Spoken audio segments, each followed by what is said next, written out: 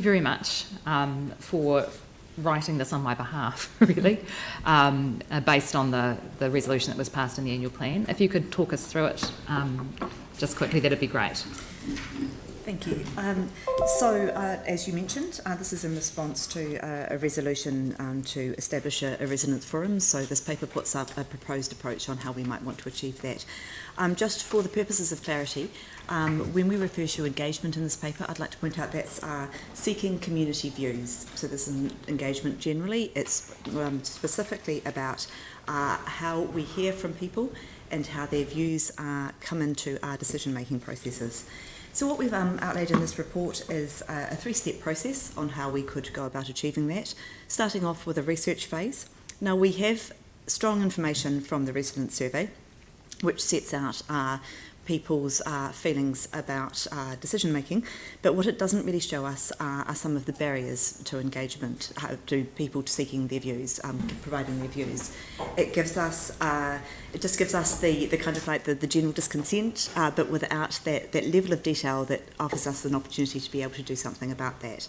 So what we propose in the first instance is inviting people to take part in a people's panel, a survey that would be with some specific engagement questions, consultation questions, which drill down into the barriers that people see for providing their views to council, and also for some of the things that potentially we are doing well, because we don't want to throw the baby out with the bathwater. And just for some context on that, this is something similar to Auckland Council. They have a people's panel, as do Dunedin, and so we're taking a model there that's used in other cities. And then the next stage of what we are proposing is that we will be taking the information and findings and bringing together a residents' forum. Now, we see this residents' forum, while we don't have the specific details on the membership of that, we are looking specifically to target those harder to reach people that we don't hear from, and to get them to look at the information before them and help provide some recommendations. Now, I guess the value in doing that with a group of residents rather than just internally is we get that richness of experience. Otherwise, it's a bit of a closed shop. You know, we've received the research and here's what we think. What we have here is an opportunity for our residents who we may not hear from so frequently, provide us with some recommendations, some guidelines on how they think we could improve and strengthen our processes. That's great. Thank you very much. Di, have you got anything to add to that? No, as I say, it did come out of an annual plan, resolution. It's something we have been looking at, and it is actually part of our communication strategy to, sorry about that, to actually talk to communities who don't usually, take part in our process. So it aligns totally in the listening sort of phase as to what our residents are saying. And I think, we're one of the councils who doesn't actually have sort of a formalised panel. So, looking at the research when Katie and I pulled this together, we looked at Auckland, we looked at Melbourne, and, it is a way, and I think even in Melbourne, they get their residents panel or people's panel to actually write some of the plans for them based on what the community thinks. And I think Simon made a really good point. We do hear from the people who don't like what we're doing, but there are a lot of people out there who actually just want to have their say too, and not just sort of say what they don't like. Always maintain I hear from the passionately for and the passionately against, but I am very aware that there's a lot of people out there who aren't having their say, and I'd really like to be able to talk to them. Okay, thank you. Ben? I don't want to go back over history, but I'd really like you to describe, and I'm looking at you, Di, the situation with what we did in the Port Hills, which was a different, novel way of doing things when I first arrived in this role. Over the communication about bringing in the local community to help design what people wanted to know. It was we did Port Hills, but we started that off with actually the land drainage project, where we actually they had sort of 8 areas of work all around the city, And instead of us, thinking, oh, we'll go out and consult this way, we actually got the community to come and say to us what they wanted to hear from us and how they wanted to hear from it. And we got very clear messages that what we thought the way of engaging and communicating was not the way they thought. So I can still remember Diana Donald from South Shore, South New Brighton, saying, I don't want a shiny thing in my letterbox. I want you to come out, talk to me face to face, and have drop-in sessions. And so we did that too with the Port Hills as to, how we approached engagement, communication there. And what we think isn't necessarily the way that the community wants to hear from us. So those exercises were really valuable. And Leanne, you were part of all those discussions. And at the end, we all walked away. We didn't always agree on everything, but we actually had a really good working relationship where they felt they could come into council and say what they liked and didn't like. But and so I guess the follow-on is that, is this really a broadening of that concept of trying to find a way of engaging people, for example, in the long-term planning process? Yeah, totally. Because they know their communities better than we do as staff. So it's drawing on that community knowledge to actually frame how we do things in here. So it's more the how, not the what. Absolutely, totally. Thank you. More the how. Okay, thank you. Melanie, then Sam, then Tim, then Jimmy, then Andrew. I've actually got a list of questions, but so you might want to stop me at some point. Okay. In the bit from the residents' survey, it said about people not understanding council decision making. Is that part of this, or some parallel work, or what's happening there? So I think it's, so we do have a communication strategy, which is definitely one of the key points for that is making council decisions, explaining them to the community in different ways. So this will definitely be part of that, because the community is going to tell us how they want to hear from us and engage with us. So I'd see them running very parallel, Melanie. Okay. And then the bit about people being satisfied with accuracy of information about council decisions, what exactly does that mean? So, so there were two surveys that went out. So the point of context survey actually showed that I think it was in Kev's here, I think it was about 75% were actually satisfied with the accuracy of the information that council put out. I think what you're referring to maybe is around sometimes people consult and their view isn't the one that's picked up, and so therefore they maybe query the accuracy. So it's a different, Okay. Because I wonder why they would think it's inaccurate, but anyway. And then for the People's Panel, the online part, and that's trying to get a range of people. For the communications plan, you've got about the tile on the front page of the website. But that's, and you've talked about how to reach harder audiences as well with workshops. But is there anything else, and how are you planning on reaching the harder to reach audiences? Like, how are you going to get them? So I guess it will come down to taking a view on who is responding to that survey, and then acknowledging who isn't, and then looking at a targeted approach to reaching them. At the moment, I'm a bit unsure, not knowing who isn't replying, but once we have a clearer view on that, then it's good money will say face-to-face. Will form a big part of what we're going to be doing, and we will try all the tactics we've got in our book to try to reach people. So you're basically saying you're going to get the demographics of the people who are replying? Yes. We've got quite vast databases, and we'll send it out through all those networks, including the community board networks that you've got. Great, thank you. Thank you. Sam. Cool, thank you. A couple of questions. The first one is, I'm just trying to get context. So we're talking about trying to fix the problems with engagement. How many people would we have working within the organisation on comms and engagement now? So specifically consultation, the consultation engagement team. Yeah. So Katie, your team about 8? I've got 8 in my team. Right. Okay. Yep.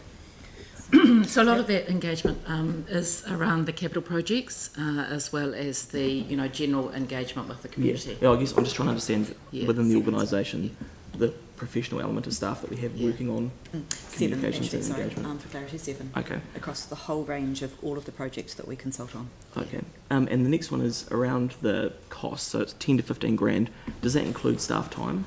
No. No. So how much staff time would we expect this to consume? Little. Look, I'm sorry, Councillor, off the top of my head, I wouldn't be able to provide you with an accurate estimation of that. I don't see it as particularly arduous, but there would be some staff time involved. Okay. And actually, I don't see staff being sort of like dedicated to do this. It would be just enhancing what we already do. Yeah.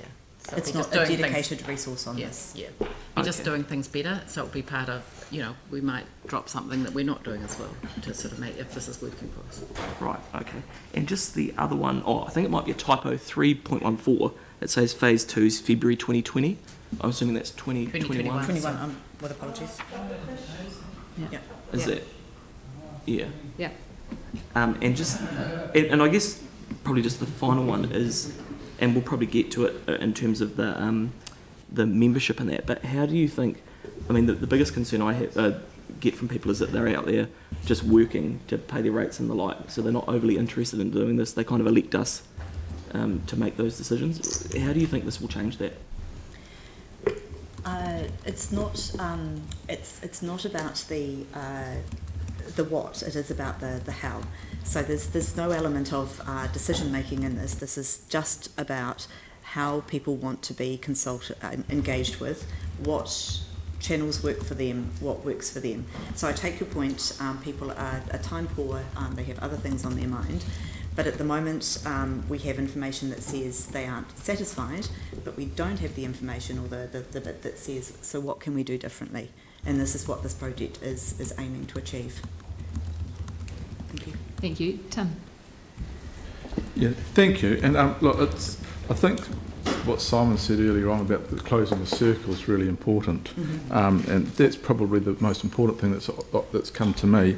Because I'm kind of confused. We've got two things going here, haven't we? In the sense that, and if you look at 3.4, it shows a fairly, there's a group of people that have a fairly dismal view of the council and our processes, cynical, we don't listen, etc. So, are we going to approach new groups that are going to think that?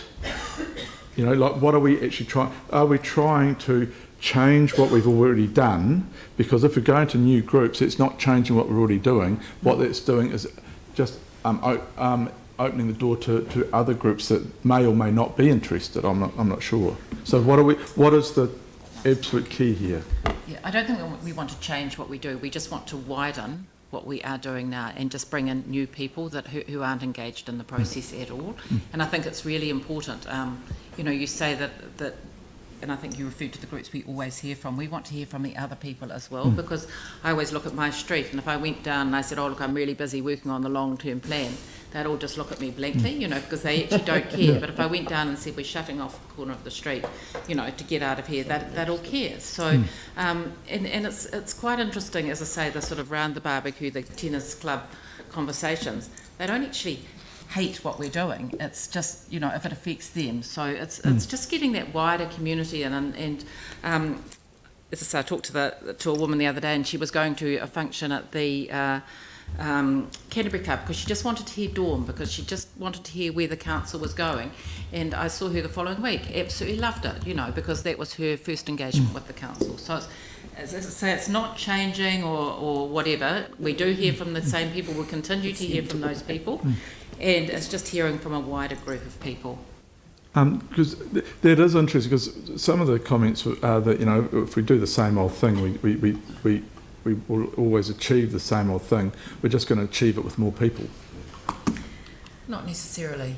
Yeah, Okay. that's the aim of this, not necessarily just to achieve the same old thing with different people. So, and in that consultation, in that group, are you going to include the community board staff who actually, I mean, I think, Totally. I can only speak for our community board, I think they do a huge amount of work within our communities. And they do a lot of work with the small groups that don't want to be, and in some of our areas they don't want to have their head up because of, you know, maybe social welfare, bad experience, whatever. Yeah. So is that? Yes, totally. Absolutely. So community governance is part of the working group that is doing this piece of work. Yeah. So they are involved in this process. Yeah. Because like the example Leanne gave with regards to the Port Hills, which was a great one. Another great one, which I was involved in, was the Heathcote River Linear Plan, which was an outstanding process, which got so many different groups absolutely on board in so many different communities, but nothing's happened. So I think that I struggled. So we've got to close the circle, because you're only one spoke in the wheel. And until we join it up, and we talk about silo, we've talked about it for years, and I don't see, I just, if we're going to go out and see new people and new groups and find out new information and open those doors, are we opening doors up to fail because we've still got the same plan? We do have the opportunity though, because it is... It's a question. Yeah, it's a question. Improving the processes for consultation, and that does largely sit here in Di's team. So it's looking at how we can do better, what's good and what needs to improve. And we do have, I guess, a little bit more control over that, and it does sit within the unit. And it's whatever recommendations would come from this is something that we would therefore then be able to action. Okay, Jimmy? Okay, thank you. And regarding the community, the consultation, I just want to know, because over the last several years, probably start you did have, lots of feedback from the wider community. So if we go to these residents, the kind of consultation, which group, based on your understanding, we need to strengthen more consultation with them? Is which group? We don't collect demographic data about who engages with us. So it's and I've spoken before about the challenges with that, because if you collect too much information at the point of putting in a submission, it can also be seen as a barrier to putting in a submission. But sort of like what I can tell from Google Analytics would show me that slightly more women than men engage with the process, and that we definitely have more people in their 30s and 40s engaging with us, and numbers drop off significantly when we're talking about youth. And so I would say that youth is an area where we would need better representation. I don't have the data to support this, but I would suspect also that culturally and linguistically diverse communities is another area where we would also need to have better representation. Okay. Second question, okay. Yeah. Second question, because our council, we established a multicultural strategy back to the 3.5 years ago. But 1.5 years ago, we have the implementation plan. The goal 3, we already emphasize, enable, promote participation in civic life and the public decision making by people from all communities. And we have all those action items, 6 action items. We have who is the leading the unit, who is supporting the unit. I just want to know, because your consultation there, and you also get involved, how do you think in this one, whether it can be a model, to promote to all the wide range community, and which area need to be improved? We can make it more kind of implementable, more successful. Yeah. So one of the things that we have done, and I think it was last year, we put a translation service on our website. So 14 languages, recognising that our website was very, we're saying we want to drive people digitally to have their say, because it's obviously cost effective. Well, that's not great if you actually can't read what's on the website. So having that translation facility, and we're getting quite good hits. We're getting about 400 interactions a month through that translation. So obviously there was a real need for it. I'm also working very closely with Claire. We're looking at when you come into council, there's cards under, if you're, you can sort of signal which language you'd like to talk to us in, and there are prompts there for our customer service reps to give people from other ethnic communities.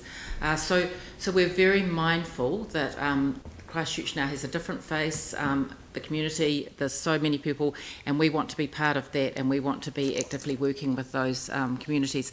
And I think after the terror attacks last year, so many staff at council did form very good relationships with those impacted communities. We started a newsletter, and the readership kept going up and up, and we're going to change that newsletter into a newsletter for all ethnic communities. So in that way we'll then be able to draw people into our consultations. But there are community leaders in those communities, and we want to work with them too. And we're totally committed to doing that.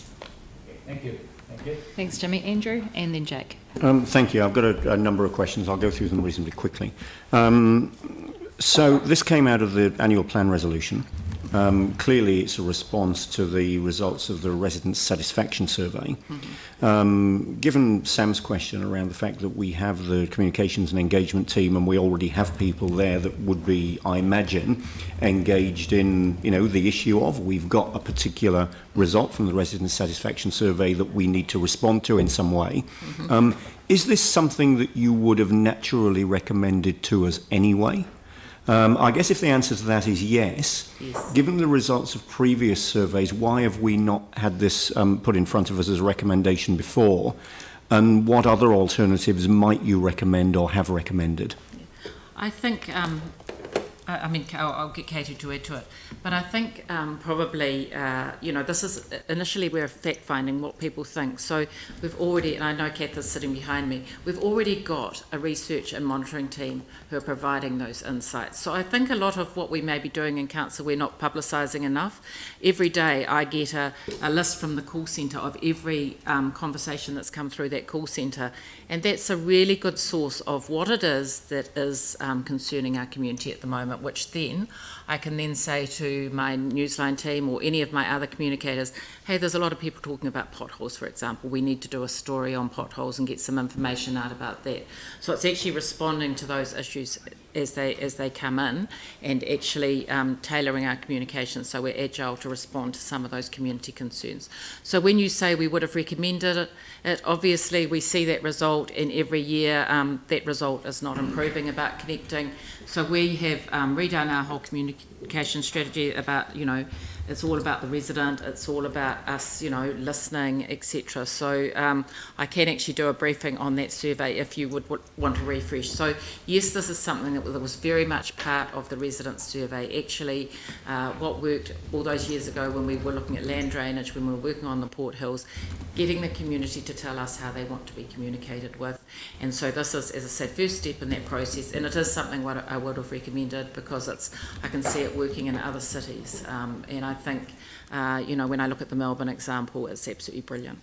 All right, thank you. So we talk about what the community is going to tell us, or the need to bring in people that are not currently engaged at all. At the same time, we keep talking about groups, which groups could have a number of definitions in this context, but it may well be that it's individual residents who are not connected with any group that we're really wanting to hear from here. So this brings us to the makeup of the panel and how we get there. How will we actually achieve diversity, but as well as diversity, because there can be an emphasis on diversity that then means a panel isn't truly representative of the community. How will we achieve that, and at the same time avoiding capture by likely suspects, people who are already in leadership positions, people who've already got very strong views that they articulate regularly, and I'm not going to mention the names of any of those people, but I'm sure we're all thinking of some. How are we going to make sure that this is genuinely representative, that it respects the diversity in our communities in all of its colours, and isn't captured by loud voices that we hear from regularly? So obviously I don't have the answers to all of that just at the moment, and I recognise that it's a big piece of work. However, with support from our monitoring and research team, we are looking at making sure representative. So that will be looking at Stats NZ and taking a view of who is living in Christchurch, and then going out and trying to find people who would be willing to take part in this process, who are a mixture of people that we haven't heard from before, but we also need some people on on that group that we have heard from, because we also need their insights into the process and what isn't working. And so, as I said, I don't have the complete answers on how we will pull that forum together.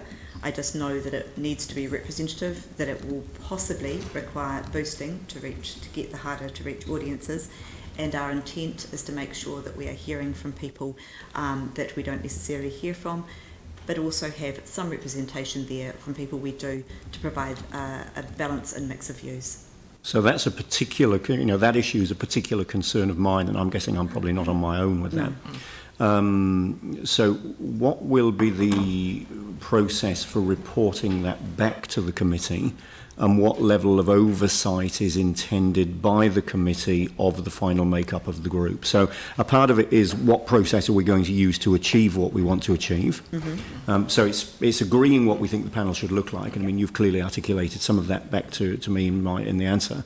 But it's what's the process for achieving that? And I think we need to be confident in that.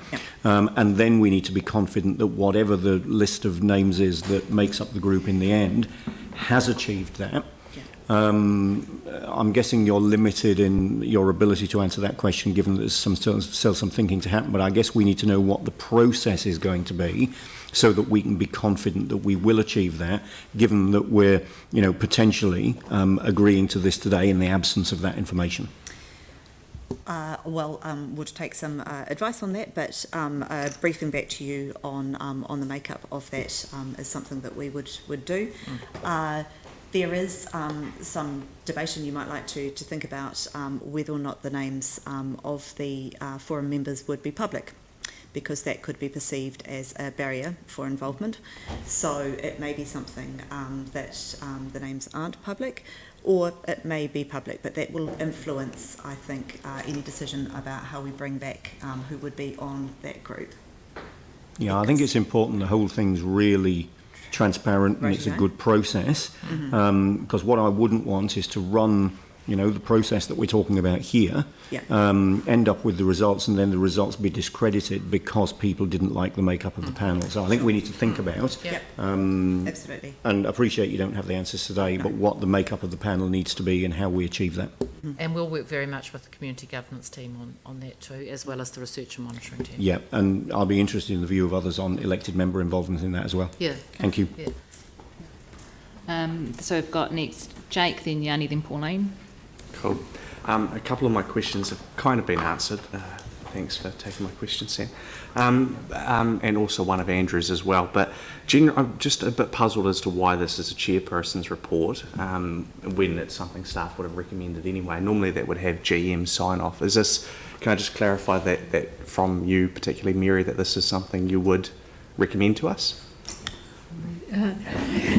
Let's bring on this. I think that there has been a lot of consideration about this, and it's been a concern of council for a long time about whether you are reaching and communicating with a representative group of the city, or whether you're just hearing from the same people with the same views, or whether there are barriers to people communicating with council. So I think this is a good first step in actually looking at this and saying, how can we do things differently? How can we make sure that we are not putting up barriers to people communicating with us? And how can we make sure that we are reaching people that don't usually come in and talk to us or influence or have a say in what we're doing? So this may not be the only thing, and it may not be the perfect thing, but it is a good start just to get I guess a feel for, is there anything we're doing wrong or that we should be doing differently, that would actually encourage more people to participate in those type of processes and systems. That sounds pretty supportive. And I guess my second question was around the cost. I guess I'm just a bit sceptical in how low the figure is, and I know that this is going to be predominantly a staff funded sort of thing, but there's an opportunity cost if we're doing this in place of something else. You must have some idea, you must have scoped at least some sort of time for how long this project will take. So as a unit, I'm tasked with delivering, communications, marketing, engagement to the community, and I want to do that in the best way possible. And if this is a tool that enables us to improve our process, I'll jump at it. Regarding cost, I try to do everything because I always put a front page test over it. Everything on a shoestring. We got the Newsline channel established for 35,000, which is pretty cheap to get a whole digital news channel up and running, where other councils it was several $100,000. So when we put that cost in, that is just recognising basically around, if you're part of a people's panel, we probably will have to, if you're coming to talk to us or be involved, etc., we'll probably have to give you a bit of pizza or something like that along the way. So it's not staff time that's budgeted into it, but for me it's just about my unit doing another piece of work, which I do all the time. Any way I can do things better, we do. Yeah. So just because I put a low cost in there, don't penalise me for that. I'm trying to be constrained in how I spend. Yeah. Anything else? No, Yanni. Yeah, thank you. I just wondered if there was any reflection on what we'd learnt from 2012 from the communications audit that we did then, and how much of that information is still relevant to the issues that we have today. So I think what that audit, that was an organisation-wide audit looking at communications right across the council. I was actually here when that happened. It wasn't just looking at the communications that the communication team put out, and it found very much that as an organisation we needed to step up, and every phone call that came into this place was really important, and it was actually about making our communication, making the council more accessible to our residents.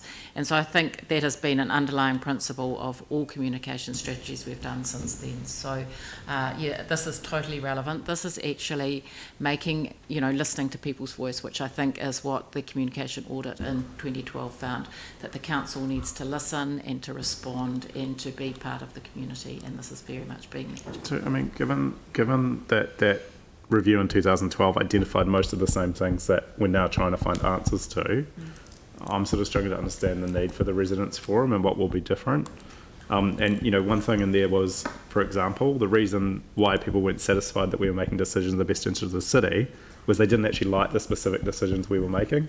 So if you take like the cathedral decision, where the overwhelming majority of people were against it, and yet we still made that decision, we're never going to please people. So I think we've got a lot of information about why people aren't happy with council, and that also had about being more open, upfront and transparent. Yeah. And given that we've had the Ombudsman's report since, what steps will this take and this residents forum to address issues around things like being upfront, transparency and openness?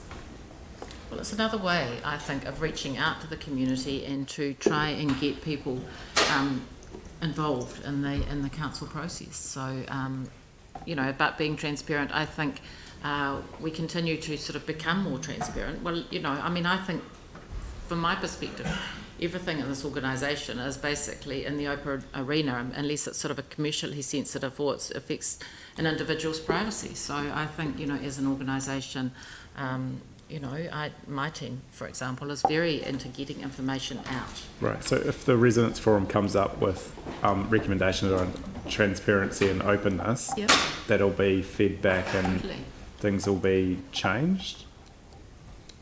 I think that in terms of how we do stuff. I think that when it comes to that stuff, that will be a decision that we make rather than a decision that the staff make. Well, the recommendations will be to us. We haven't made the decision on the local governance statement. We didn't have any discussion on that. Yeah. So it's just that there was a number of things in 2012 which we agreed to where we've actually gone backwards, and I guess I was just trying to understand doing more talking to people rather than actually fixing some of the things that we know are not working. Why we wouldn't just also fix the things that aren't working. Like Tim made the point, when people engage in a process and then they don't get followed up, that things don't happen. I think, Councillor Johansson, with due respect, I think it's a bit difficult to put two people who have written a paper about a very specific thing to ask them to redo an audit of a report that was done 8 years ago. Okay. So if you want more information about that, we could try and address that outside this meeting. I guess what I'm trying to understand is what, in my mind, like the residents forum, we're being told this is really around communications, But I guess I'm concerned that actually it's not about communications, it's actually about how we do things as a council in terms of decision making. And so what I don't understand through what's being proposed is how will it address the other issues that cause people frustration in terms of their satisfaction with council.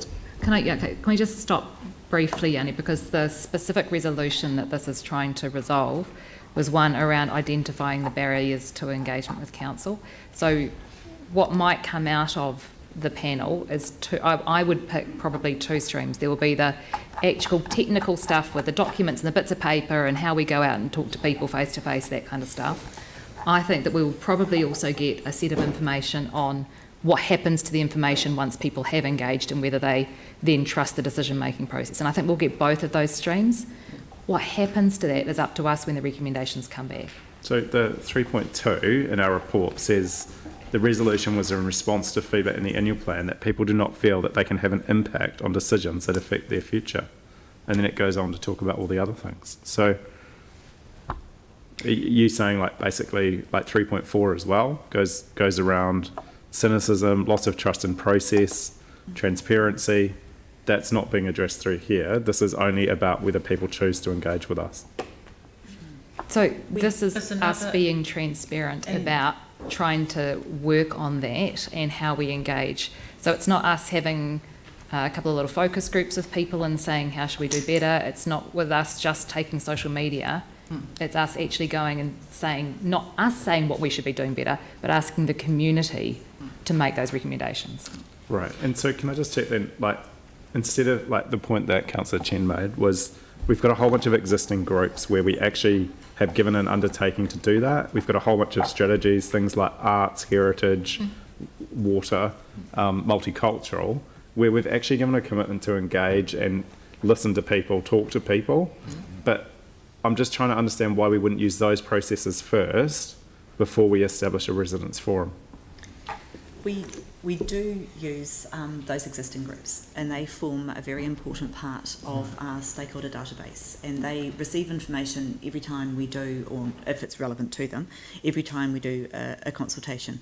So, but it's still not reaching that problem where we have this information in front of us that speaks to the fact that people aren't happy with their ability to have their say. And I have that information that says I'm not happy, but I don't have that information that says, right, well, what are some of the reasons why I feel I can't have my say? And that isn't something that is well articulated in the research that we have. Without that information, I can't begin to build up a kind of like a process of things that we might improve upon and do differently. So we will just continue to do, the consultation and engagement we do, and we don't do a bad job of that, either. And we do reach communities, but this is an opportunity to take it a step further and go right. We have an opportunity to do something that little bit better. We can continue to do what we always do, or we can take what we have been hearing, and it is year on year now, and say, right, line in the sand, we'd like to try something different, and this is the approach we'd like to take. Yeah. So to be very clear, this is part of the solution. It's not going to solve everything that's wrong with the council at the moment. It's part of the solution. It's just one small step. It's just that you've got existing groups who we've given a commitment to engage. So if you take that arts one, there was a whole bunch of work we were supposed to do with that community that when we were discussing funding, hasn't actually been done. So I guess what I'm mindful of is we're asking people to do more, and we've still got outstanding work that we can't actually do, or we're not doing. So this isn't more. This is smarter and slightly Maybe. different. Yeah. The final question I had was in terms of a complaints process for people, because through this process you're talking about reaching people that are not engaging. But the people that repeatedly engage, is there any process to understand why they repeatedly engage and whether there's a better way, either through an independent complaints process or another mechanism? So, the people that come annual plan and say the annual plan information isn't acceptable, I can't make submissions, and then they come back a year later and said, you said you would improve it, nothing's happened, I still can't understand it. Is there anything that we're going to do around looking at the people that have, tend to engage a lot but always seem to have the same issue get raised repeatedly? Do you want to answer that? I can answer that. So this is both. So we're going to be working with both those people who already engage with us and are either satisfied or dissatisfied with what we do to work out what it is that they would like improved and where they see the barriers are. And then the community, this isn't us hearing it and then us making a recommendation on what we change. That's going to go to the community group, the residents forum, for them to make recommendations to us. So that we're actually hearing from those people on what they want us to change. And then as a council, or as a committee, we will get to decide what we do with that. And not every submission we get is about a complaint about council. You know, like we get a lot of really constructive, and just around the complaints process, as I say, that information that I get from the call centre every day, there are lots of compliments in there about what the council's doing as well as complaints, and just alluding to what Councillor Scandrett said about closing the loop. Anyone who makes a submission, they always get a letter, or you know, if there's other stuff that we can't address, a phone call. Very much thank you so much for being part of this process. We do thank, we thank, and we provide a letter letting them know any changes as a result of consultation. So everyone who does take part in that process does have the loop closed for them. But I'm, again, really interested to understand there's a whole lot of people out there who are mildly satisfied, mildly dissatisfied, who just aren't, for whatever reason, engaging in the decision-making process. And how can we encourage them, and what would it take to encourage them to be part of that process? Because there's some very big decisions that are being made by council, with only a slither of views heard from the community. Yeah. Thank you. Pauline. Yeah, thank you. I'm just a little bit confused with this, I must say, and it's good questions and discussions. It's actually confusing me a bit more. But you said previously about you cited the Port Hills and the Flockton flooding, and what we learned from that is people told us how they want us to engage.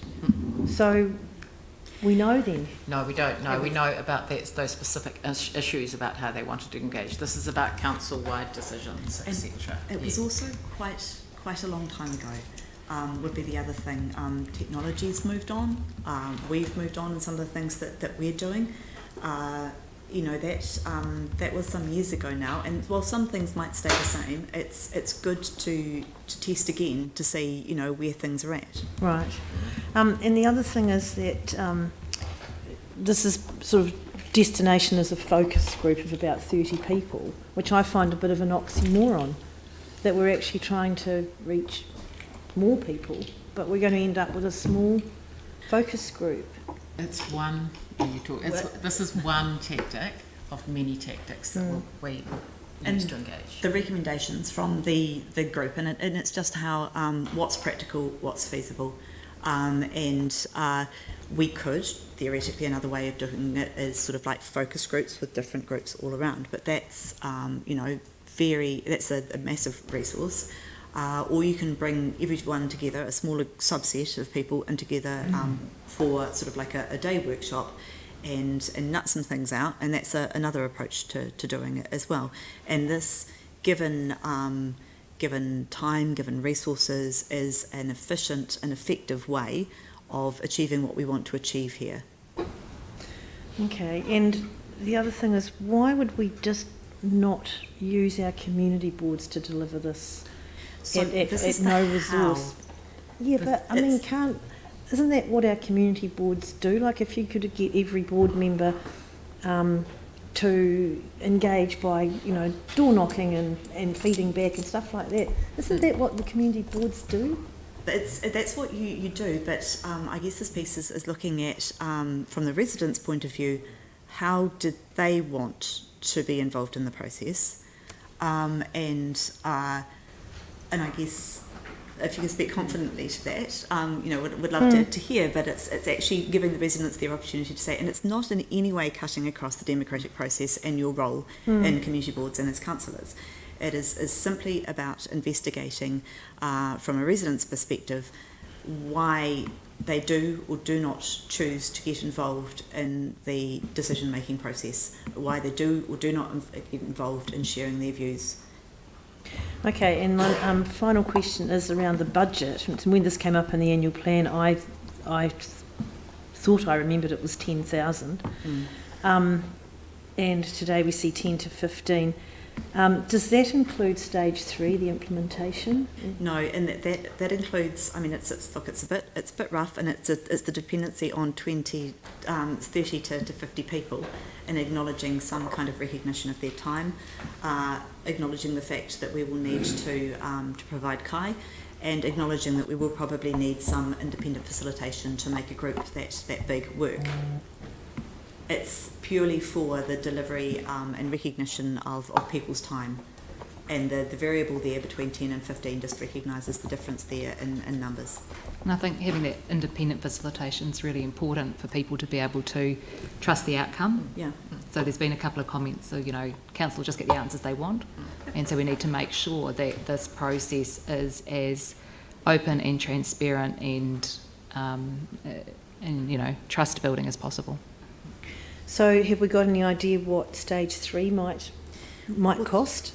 That could be anything from the way my team and I engage with communities and what we do, the tactics that we use. It might be stuff that we roll through in the whole PIP unit. So no. It's not necessarily an expensive process. There's not necessarily going to be big things stood up at the process of this. It's about working smarter with the tools that we have. Yeah. And I'm just also adding to Sam's question too, that you've got 8 in your team engagement. Yes, 7. They're not all full time. Yep, sorry. How many are in comms? So comms covers media, marketing, communications, and we've also got a design team, and there's 45, including Katie's team. All right, so about that. Yeah. Thank you. Thanks, Sarah. Melanie. There's the People's Panel, and then there's the Forum, and they're quite distinct. Yep. This is what I understand. The People's Panel will be something that's ongoing, with people that will continually be added to it over years into the future, because it's an online survey, basically. So, I mean, that's basically what I wanted to sort of point out, that, through the process of getting people for the forum, we'll hopefully add them to the panel as well. And I was thinking, from Pauline's point, I'd already thought of it, that community boards could be involved in that too. But the point of the panel, you're saying, is to identify the gaps so that then we can really work to fill those gaps through the forum. Yep. And I'm not quite sure that everybody's understood that. Yeah. So would that be, that's Yes. all correct? Yeah. The panel is the research piece. Yeah. And when the resolution was passed in the annual plan, we want, it has come quickly to you, but I didn't want to be sitting here in a year and you saying, well, where's that paper on the... So it was very much an action. We wanted to get it in front of you as quick as possible, because we just thought it, that was something you tasked us to do. Yeah. And we wanted to put forward an approach that was built on the information that we already have, and with the the channels and the tools that we have available to us, and it also is as efficient and effective as we can possibly make it. Yeah. Do you want to just point out that the People's Panel is building on the Life in Christchurch stuff that's already... Yeah, we already have a sort of like a database of people who have indicated that they'd like to take part in surveys, and we would be adding to that with this process. So the People's Panel is building on that existing tool that we have here at Council, which provides us with such a rich database of information. Yeah, so it's not us building something new from scratch and spending lots of resources on that. But it is an opportunity, and the next survey that will come out will have a particular engagement focus in it, which gives us this opportunity to test some of these things. Yeah, thanks, Tim. Thank you. So I guess depending on what we're consulting on or engaging on, I should probably use that term, a panel would lead into the forum. The research from that will lead to the forum discussing the findings of that It's research. just for this one though. And coming up with recommendations. We're not going to keep going with that. No. So when we have these, there are some items that we will be going out to engage with, which are city-wide, but some that are community-wide. So that would adjust, so the forum would adjust per community, or is it No, just... the forum is a moment in time. It is set up for the purpose of looking at the issue that we have here about engaging with residents on issues of citywide importance. The step process is simply to get us the research, feeds into the forum, and then, I mean, there might be a recommendation that comes from that forum that some, ongoing test group test things, but I'm speculating. At that point, this project ends, effectively. It is not a long-term, ongoing, we are setting up a residents forum. It's a project to look at specifically how we can improve the way we get community views. So once we got into those communities which have not, or those groups that have not traditionally been involved or been wanting to be involved or have chosen not to be, they'll be added to the database and be included in the future with everybody else. Yes. And the ways we engage with them will improve. Yeah. And So we've got Andrew, then Mike, and then Jimmy. I'm becoming a little bit confused by the answers to some of these questions. What I've heard is that we're going to have a group which involves community board members, includes community governance staff, includes community leaders. No, the panel isn't that. Includes, and I mean, somebody will put me right on this, I'm sure, includes people we normally hear from, with citywide representation across a diverse and representative group, in a group of 30. No. Most of whom we don't normally engage with. Look, maybe there's something I've misunderstood, and that's the reason I'm asking the question. Deputy Dinner, I don't have the answers, and I apologise if we haven't been clear. We don't have the answers at the moment on exactly how we are going to set up that residents forum. All I am going from is the fact that it has to be representative, so it has to reflect the communities in Christchurch, and that we want to make sure that we have within that forum voices that we don't normally hear from, and some that we do for the balance of people who can speak to the process and what it's like to be part of the process. So the governance team involvement is in helping us to establish the forum, but not to be part of the forum in itself. The involvement of community boards in the forum is not something that we are able to provide advice on at the moment. So, I mean, some thought clearly has been given, though, to some thought has been given to what we're intending to achieve here. That must then lead to consideration of what this forum needs to look like, at least at the basic level, at the high level, to achieve the outcomes. So, I mean, are we actually intending having community board members on the forum? No. Are we actually? I mean, people are saying no, but I'm not hearing that is the case. Sorry, there's just the community board involvement people mentioned is to try and get people involved in the research phase to feed in the information that will then be looked at by the residents forum, by the representative group. And then that will be, once that group makes recommendations on how we improve our engagement and cut down the barriers, then the project ends and the information is taken on board. So what I'm focusing on is the people that will be on the forum. I think I've got that right. The people that will be on the forum.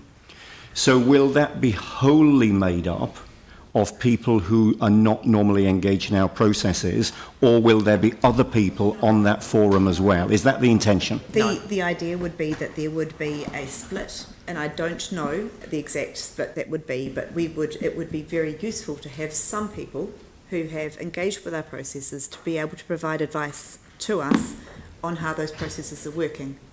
And so I would see that there would be some people who have engaged with us and some people who haven't, but I don't have the detail of the exact split. So the intent is for us to workshop that further as a committee, and so that you can have confidence in the makeup of the panel. So let's just drill down into that then, because I need to have some confidence in this in some way, so it might be through a process. So assuming this passes today, you're then going to go away and do some work to design a workshop which allows us to have input into, at a high level, what the makeup of the panel is. The forum. What the makeup of the forum is. And, that's the point at which we say, we want 20% of this to be people we normally hear from and 80% of it not to be, or whatever. Yeah, that's it. Yeah. And you'll have some Advice. safeguards in Advice. place to make Yeah. sure that we get the diversity and representation that we're talking about. And we're hoping you'll say we want some young people, we want some elderly people, we want some people from ethnic communities, we want some people from the east, people from Diversity West in Peninsula. all of its colours, yeah. Diversity not only geographically, but in how the community, so that it represents the makeup of our community. So you'll do the thinking, you come back to a workshop, we give guidance, you then use that guidance to make up the panel. Yep. Yeah. Then forum, panel, Forum. Yeah. and then go off and do the work Yeah. and report back, and that then feeds into possible changes to the way that we engage in future. Yeah. Yep. All right. And the actual makeup of the panel, so you then go away and the actual makeup of the forum, you go away and do the work and you end up with a list of names who are the people that are going to actually do the work here.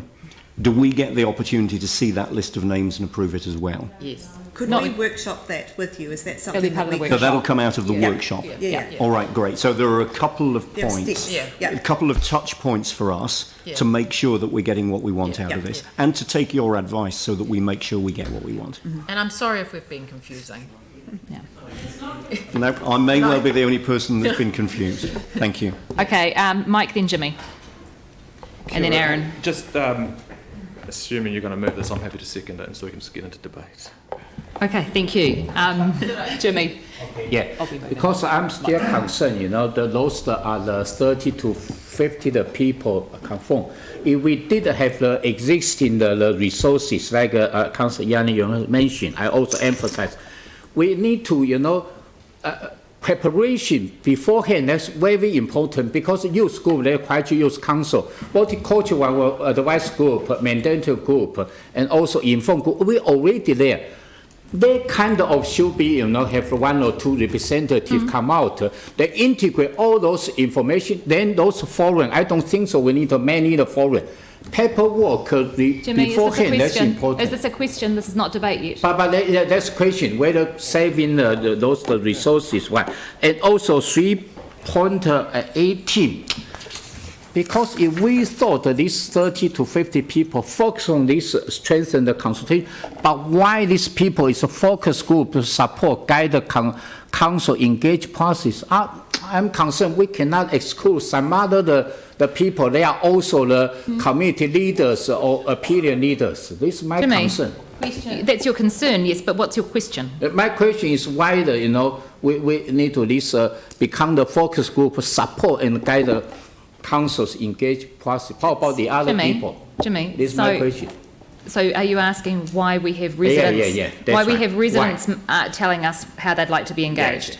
No, he's So asking in the- if like the multicultural and the youth council can have reps on the panel. Yeah. No, the forum. Or the forum. So, Jimmy, we're going to have a Asking workshop. We're going to have a why workshop. you need 3.18 when you've got those other groups already who you could be talking to. Sorry, Chair, you mean we have the workshop? If we have workshop, whether this meeting agenda present to us Jimmy, first. we've been through this like 4 times. What is wrong with everybody? What do you mean? Which Okay. one first? So, Jimmy, Yes, Jimmy, yes. we don't know that the residents' forum will continue. So the people's panel, the online, the survey stuff will keep going, Yes. but the residents' forum is just for this piece of work, and the rest of the time we will be using all of those other organisations as well. But the residents' forum might tell us, and we don't know, that they want a group that might include multicultural to keep us on our toes when it comes to engagement. We will see what they tell us at the end. But those 30 to 50 people is new one. We're not total new or replacing. We're not replacing anything. So that's confusing. Hang on a sec. Before James, it's Aaron. Just not. I struggle to use the word forum. It's just a weird word, but because it's a book you used to.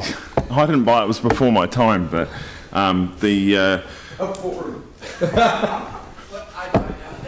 Don't Google it. So my question would be, if we wanted a group or a forum, that's based on these guys here are killing me. If we were after a group that engaged with council and didn't engage and was representative of the whole community, wouldn't it be easier to just use an existing group like no, well, it just like the HHR Community Board and add a few free thinkers. Okay, we'll move on because I think we've covered that already, James. Kia ora. Quite seriously, I used to live in a penthouse in the square, and so I would have liked to have been on such an entity as this forum. My question is, I understand that we're having this. We've got this paper because of a resolution in July, but I don't understand. Can someone explain why we didn't just go to the workshop rather than this here? Because I mean, if the deputy mayor, who is so diligent, hasn't got his head around it, how am I expected to? I just think it would have been better just to have gone straight to a workshop. However, here we are here, but I do have reservations about it, but I'd like to discuss those further in the workshop. But did you consider workshopping before having to come here? Yes, we were putting up a proposed approach. The resolution came back with, establish a residence forum. This is a proposed approach on how we might want to do that. It doesn't preclude the opportunity to workshop aspects later, but it was just a starter for 10 with the benefit of hindsight. Yes, potentially a workshop. Yeah. One of the issues we've got now is that this is supposed to help inform our long-term plan engagement, and that, as we know from our many workshops, is creeping up on us quite quickly. So in the past, councillors have directed staff to engage in different ways during our annual plans and long-term plans to try and encourage wider diversity of people to engage with those and submit on those plans. And those haven't been successful. I think last time we asked for more community board involvement, but we got, 3 or 4 people at each workshop, those kind of things. And so what we're currently doing and what we currently ask staff to do isn't working for these citywide issues. And so this is us trying to work out how we will do it better for the one that's coming up on us really soon. We're going to have a workshop on this, looking at the makeup of that forum panel, but the initial research phase, the initial phase is really straightforward research and information gathering so that forum will be well informed when it makes its recommendations. Do we have any further questions? Yanni? If this is to inform the LTP, but most of the LTP process will already be done by November 2020, so how's it going to benefit us? No, this isn't the early engagement on the what's going into the long-term plan. This is the how we then consult with the community on it next year. And ongoing. It's going to feed into the how we engage, not the content of the engagement. That's but the a different engagement thing. is not the formal consultation. The engagement is much greater than that. Yeah. So this is not ideal. This is later than I would have liked. Of the resolution, the timing on this will not enable us to really change any engagement on the LTP because we're doing that already. We've done most of it by the time it gets for the decision-making stuff. This is not ideal. So it's not as soon as I would have liked. But this is very quick based on a resolution, and it's been a lot of work to get to this point. Is there the opportunity to bring the forum itself forward? The challenge with that would be just simply the Christmas December, break. January. Yeah. So it would be as early in February as we possibly could get it, but just acknowledging that nothing much happens in December, January. Yeah. But we can look at that at the workshop, which we will hold soon. If there's a timing issue, why not just get research first just to redo the work they did in 2012, which basically was exactly the same? We've got an in-house research and monitoring team that has got amazing connections with the community. But so why not just do like a survey type thing, drilling down on the answers that we want from people rather than doing a whole... Well, the People's Panel is an opportunity to get that base level of research, but we're not going to get the voices that we don't hear from. in that process necessarily. We will hear from people who choose to engage, and then we won't get the recommendations the same way. We'll just have findings that come through from that. Yeah.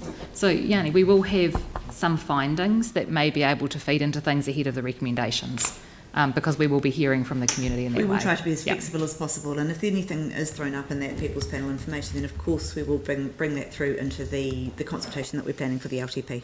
Yeah. Okay. Right. Are there any last questions? And would you like to open the debate? Okay, excellent. Melanie. Right. Anyone else? Look, I think this is a good idea, and what Leanne said earlier, doing the same thing and expecting a different outcome is obviously completely nuts. So I think this is a good plan, because if any of us can sit here and say that we hear from every single person in Christchurch, then our community boards talk to every single person in their ward, that each residents group represents everybody that lives in the area, we're fooling ourselves. So we need to do some work to get to the people that we don't normally engage with and find out how best to do that. And that's the whole point of this. The panel's a great starting place. It builds on the survey that we've already got, and continuing to build on the people in that survey over time is something that we ought to be doing, and this is basically going to promote that. And it will be looking at, a little bit about what people want in terms of being engaged with. So I think the panel's that thing that will be ongoing, and the forum, as we know, is a short piece of work. How to get those people that we don't normally engage with. Like, it will be some people that we've already said this many times. It'll be some people that we already do engage with. It might be someone like Simon Britton might be really great on it because he's, not because he's a community board member, but because he represents the community of Papanui and has experience in this, for example. So there'll be someone who would know about engaging with us, and then there'll be the people that we don't normally engage with. And when we read on Facebook that people are angry about decisions we've made, that's because they've read about it after we've made the decision and felt like they haven't been part of making that decision. So we need to get them before we make the decision, as opposed to just hearing their views after, because by then it's way too late and then they're all upset. Well, it's not hard to understand why that is. So, and then there's obviously the problem with people who don't agree with the decisions we've made and have been part of that process, but that's also can be due to the fact that they've got their personal view, and as councillors, we have to look city-wide, and we can't just look from one perspective, we have to look from a wide perspective. But that's a different thing. So, I just think that we need to give this a go, because if we don't do this, what are we going to do instead? And if someone's got a better idea, here's your chance in the debate to suggest it. Thank you. Anyone else? Tim? Thank you. I think, Di, Katie, thank you for what you do in your teams. I think the work you do is excellent. I found out for myself when I proposed to close the Summit Road overnight, and we got over almost 900 submissions as far away from America. So if we talk about engagement and consultation, etc., I think that was shows the reach that you can achieve and that you do achieve. Whether people choose to engage or not is a different question. So thank you to you and your teams for what you do. You certainly make the majority of us look very good around this table, which is pretty hard to do by the feedback from. But if you look at the feedback on 3.2, 3.3 and 3.4, that's a very hard job to do. With regards to some of the questions, naming the public on the panels or forums, I think is essential if we're going to go there. And there's no question that we cannot have any type of elected member engagement with those at all, because I think it has to be absolutely independent and crystal clear on that.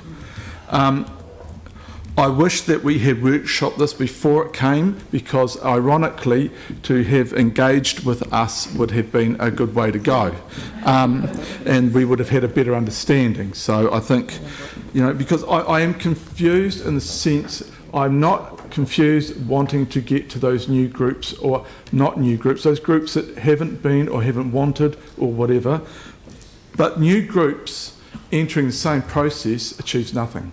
And when we talk, and I think the terminology we use, some of it enhancing what we do, I think we have to look at adjusting what we do as part of it. So the three things from me, we're going after trying to contact new groups, which is great.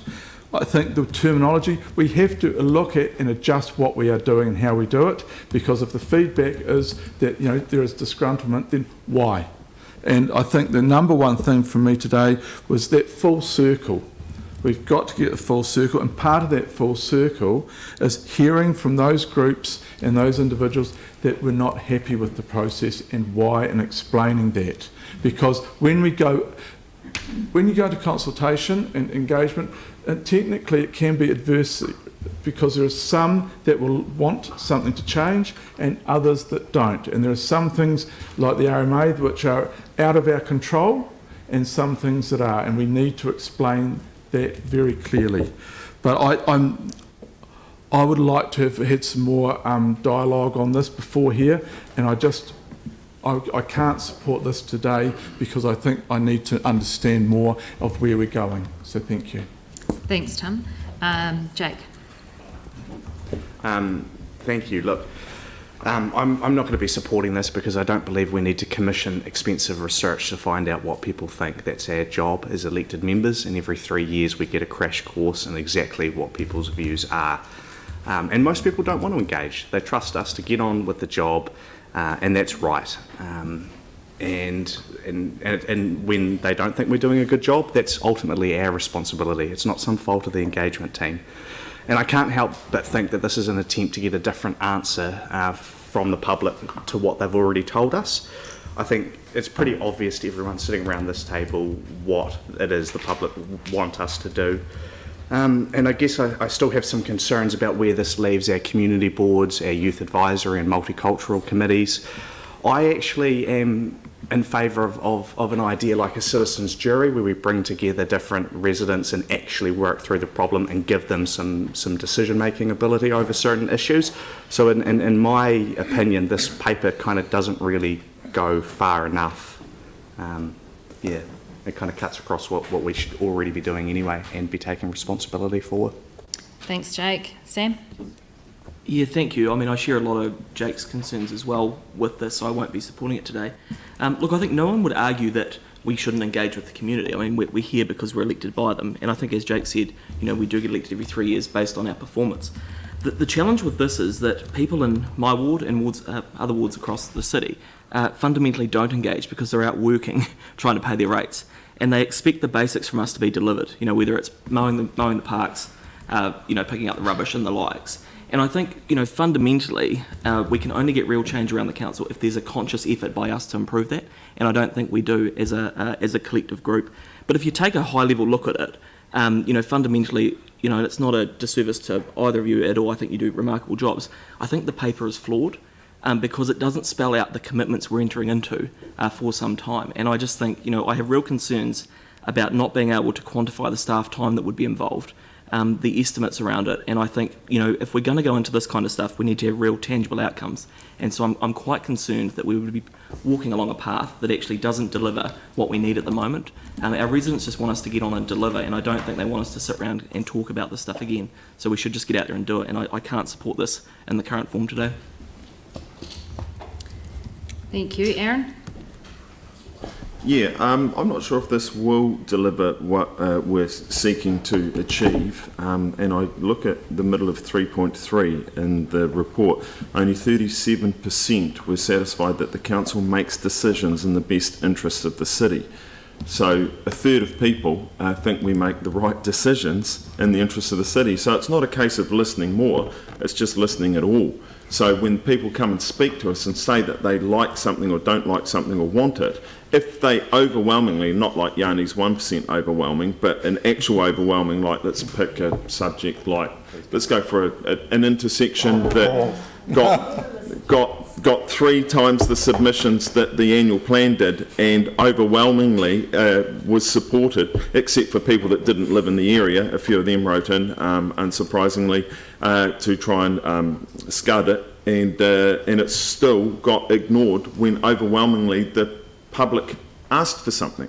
So when you perform like that as a council, don't expect to have high survey results that give you big glowing ticks when you just ignore the overwhelming majority. And on the ones where it's very close, like the cathedral one that Yanni pointed out, then you have to vote with what you think is right and what you think is in the best interest of the city. But if the city overwhelmingly tells us something, let's start listening.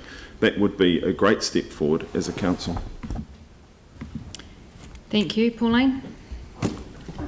Yep, thank you. I agree with most of the stuff that's been said, except about Aaron's intersection. But look, I really think this does sit squarely with the community boards. You know, this is what community boards do. They're the ones at the coalface. They're the ones engaging. They know their communities. And so let's find a way, if we need to sort of glean that data from the boards. If this is what we need, data and reaching into different areas, let's strengthen that and get that happening. And I'd also rather use the groups, the existing groups that we have. I mean, look at neighbourhood support, Neighbourly, Multicultural Council, youth groups, youth council, the list goes on. They're all there, they're all set up and ready, and allow them to reach out a bit further if that's the case. And the other thing I'm a little bit concerned about is the timing of this.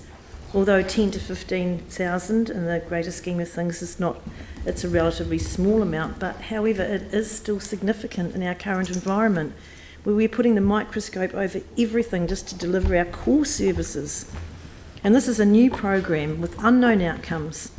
We'll never please all the people all the time.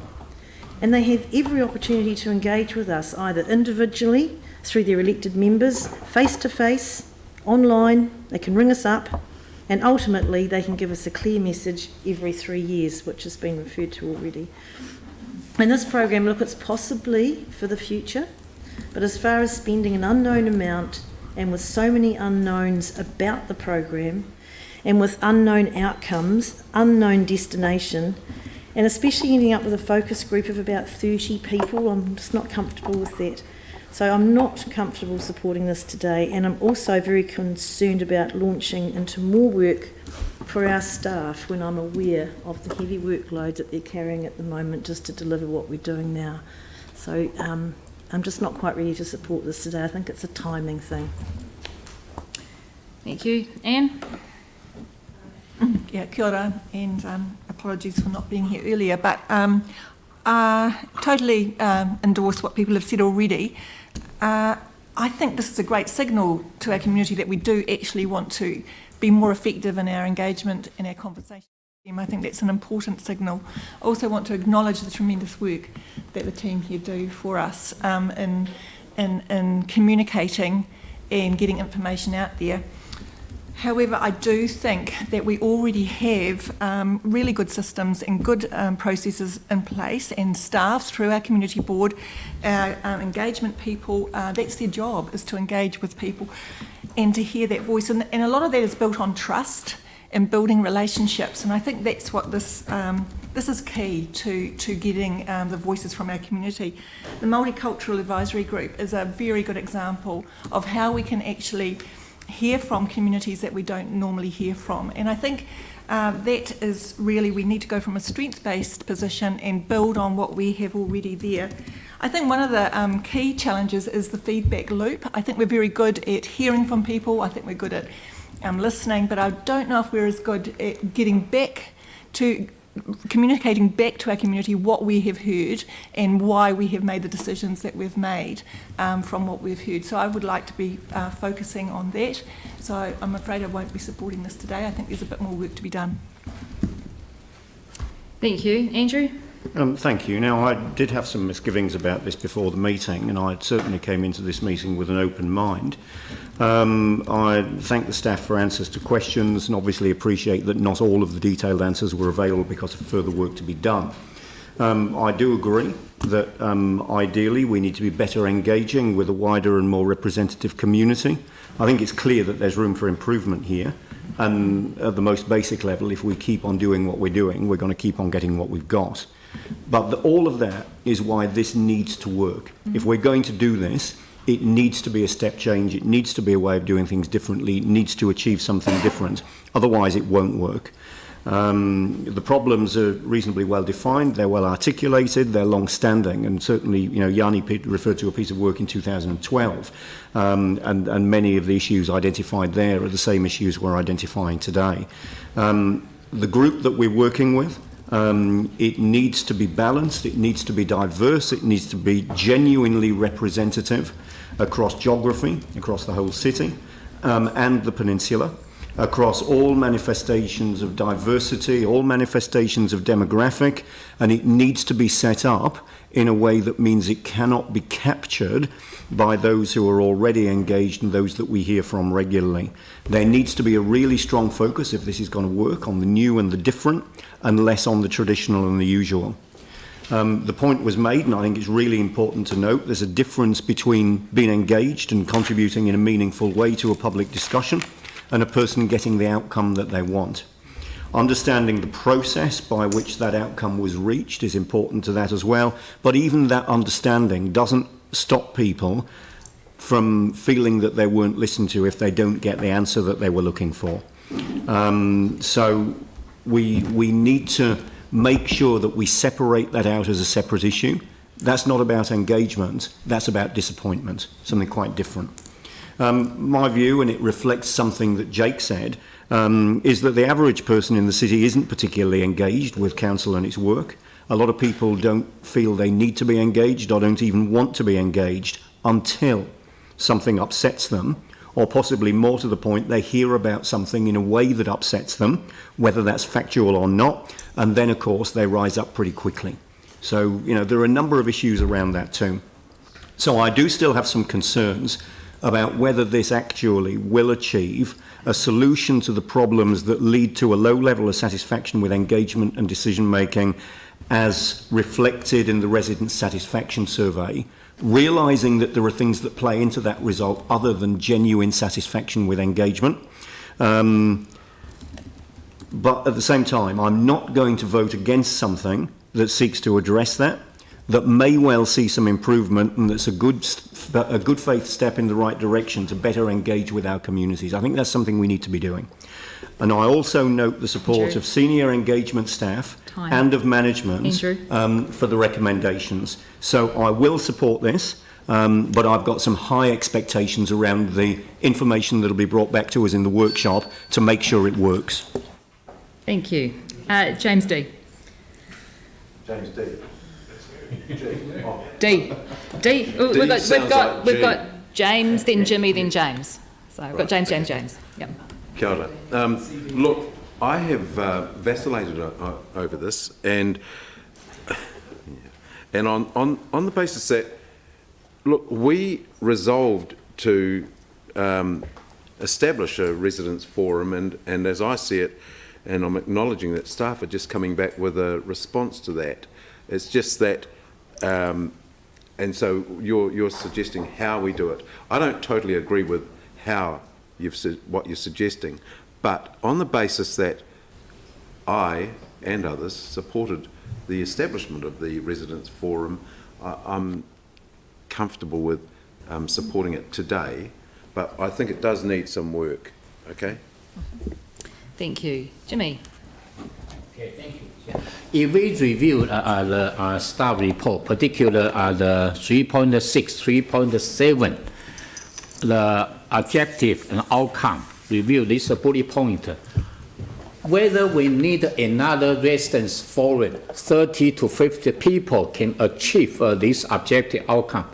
My view, probably not. Existing with so many different group already there. We can have a consultation with them. We need to strengthen the intimate relationship with them. Give them fulfill their responsibility, feedback to us. Now, if we set up another one, even there's a 10K to 15K, but still from the repair, whether it is necessary or not, this is my thought. Like we did have a Christchurch, the youth council.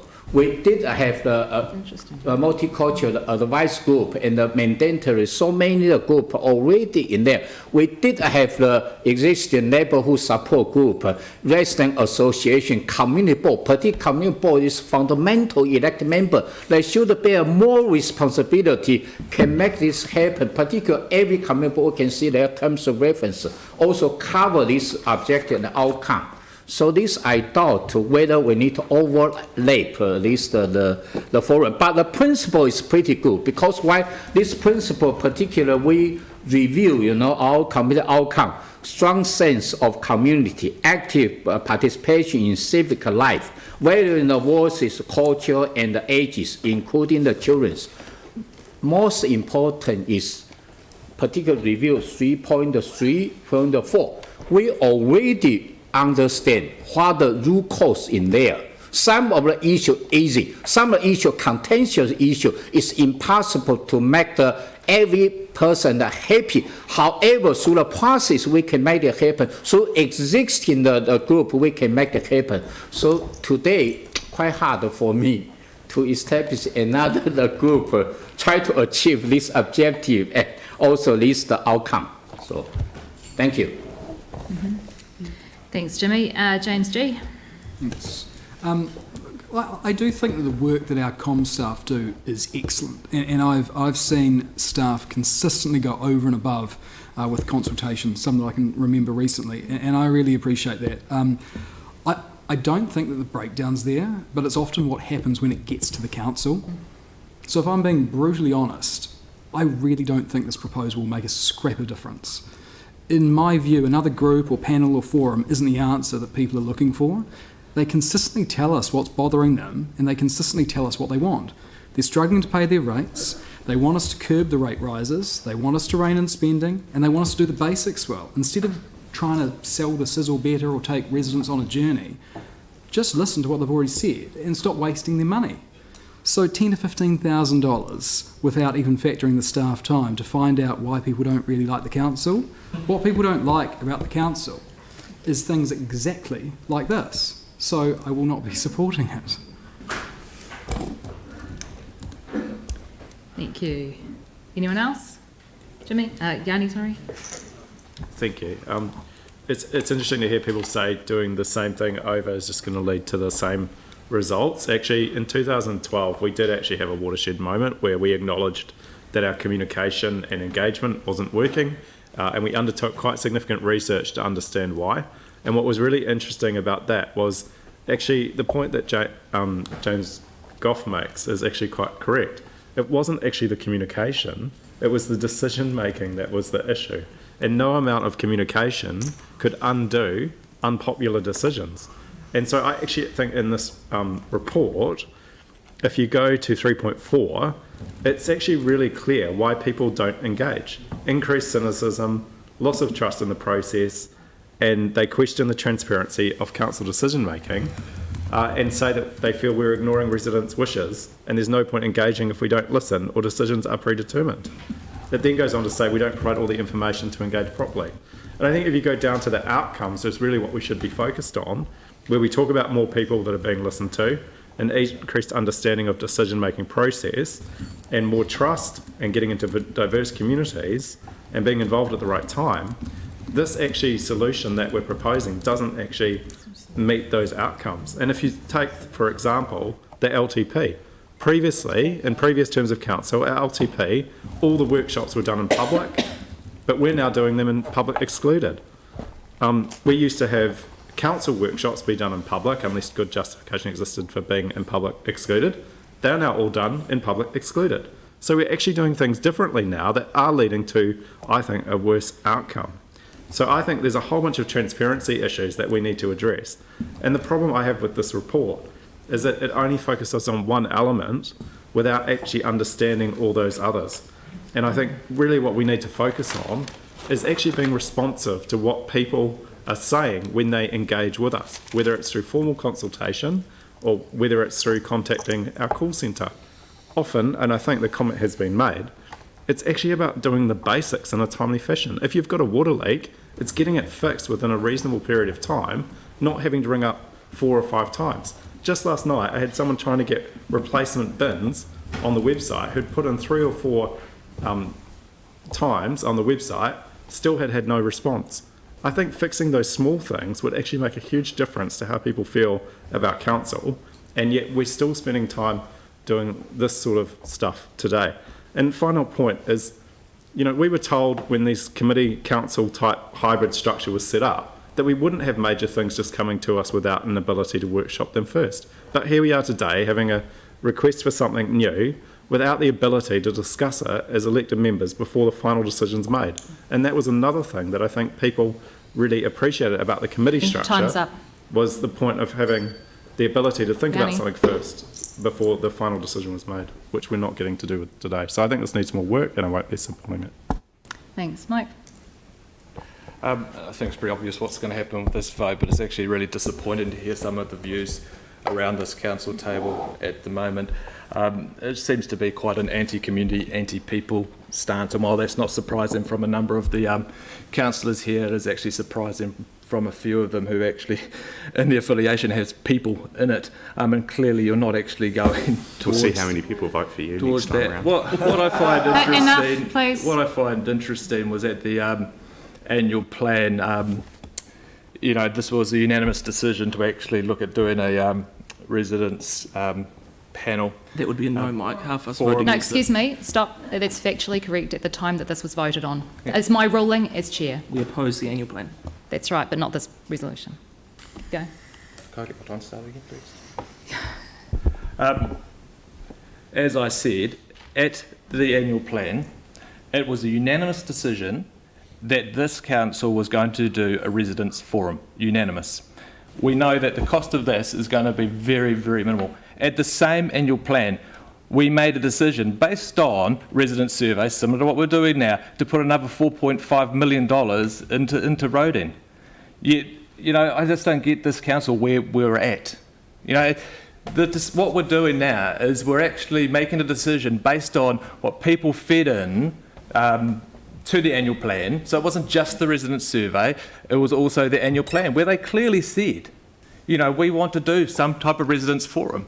This hasn't just been made up. This has actually come from the people of Christchurch, and we're trying to listen to them. And that's why during the annual plan we all agreed to do this. And yet you come to this meeting and suddenly you have some type of fear. And I'm not too sure what this fear is based on. We know that there are some people within the communities that don't engage with council. There is a clear disconnect between council decision making and public participation. Yet you're too scared to find out what it is. I don't get that. This is a low cost, low risk initiative. It is one approach. It is not the only approach. This is absolutely embarrassing from this council that values community, that values the opinions of people, that won't actually look at another way of trying to get a bit more information from people. You should be ashamed of yourself. It's absolutely disgusting. I'll be supporting what is up there. It is the right approach and is what we should be doing. Anyone else? No? Okay. I get 5. Aidan, I get 5. Yeah. In our residents' general satisfaction survey, 3 things really stand out for improvement: roads, water and engagement. We're spending a lot of time and hundreds of millions of dollars trying to improve both our water supply to fix the pipes and remove chlorine, and we've substantially increased spending on the road smoothing program and road renewals as part of our annual plan. The work in this report starts to address the third area: how our residents feel about their ability to engage with council, influence the decisions being made, and trust our decision-making processes. Only 26% felt that they could influence the decisions, and the same number were satisfied with their ability to participate in and contribute to the council decision-making. Those people who have been referred to today, the people who keep telling us what they like and don't like, yes, they feel dissatisfied, but they are people who are part of that 26 who are already engaged. It's really poor for our democracy, and we need to work smarter to enable more residents to feel like we are their council. Since I've been elected, I've seen the impact that public submissions and deputations do have on our decision making. We make a lot of changes based on them, and I'd love for more people to do the same. It's clear that residents feel disconnected from their council. We've known this for a while and have tried various methods of consultation at different times as solutions.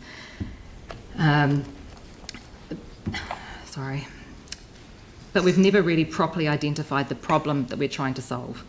This work will hopefully identify why residents feel the way they do and provide us with recommendations from our community on a way forward. We are not the experts around the table here, and yet time after time, as councillors, we have said, engage this way, engage that way, and yet we are not the experts, our communities are. And I cannot simply see a single reason why we wouldn't ask a representative group from our community to tell us how they would like to be engaged. We also had many submissions during the annual plan process where people asked us to engage with them better in the long-term plan. And we know that's coming at us really soon. And so getting this work underway now is important if we were able to fulfil that need.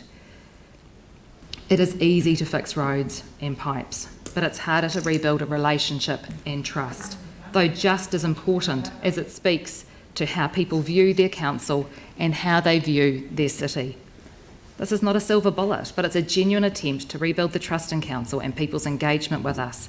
It is uncomfortable to ask questions when you don't know the answers and to be open to answers that you may not like, but it is crucial if we are to change and to improve. We have heard from staff today that they will be able to use this work, this small amount of time and money, to engage better, and we have heard from our community that they want us to do the same. Not only will we be able to engage better, but we'll be able to engage smarter with our communities and make sure the stuff that we do pay for in the future, the tens of thousands of dollars that will be spent in the long-term plan, will be money well spent when it comes to engagement. It is disappointing that those who have said that they want us to listen to our communities, who voted in favour of us asking what the barriers are in the annual plan, do not now want to hear from their communities on how they want to engage with us. We are not the engagement experts, our communities are. And so today it is looking like we're going to embed community dissatisfaction with council by telling them in the annual plan that we're going to listen to them, and today deciding not to. And with that, I'll call the vote. All those in favour say aye. Aye. Those against? No. Division, please.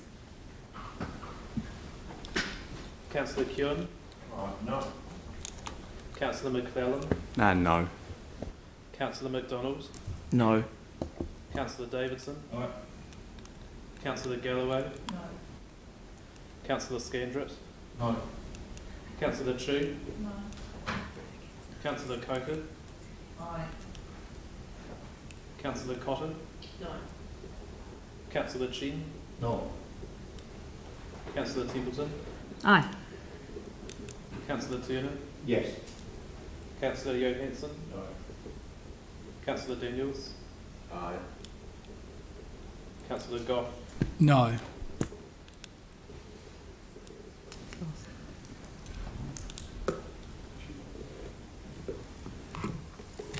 Five in favour and 10 against.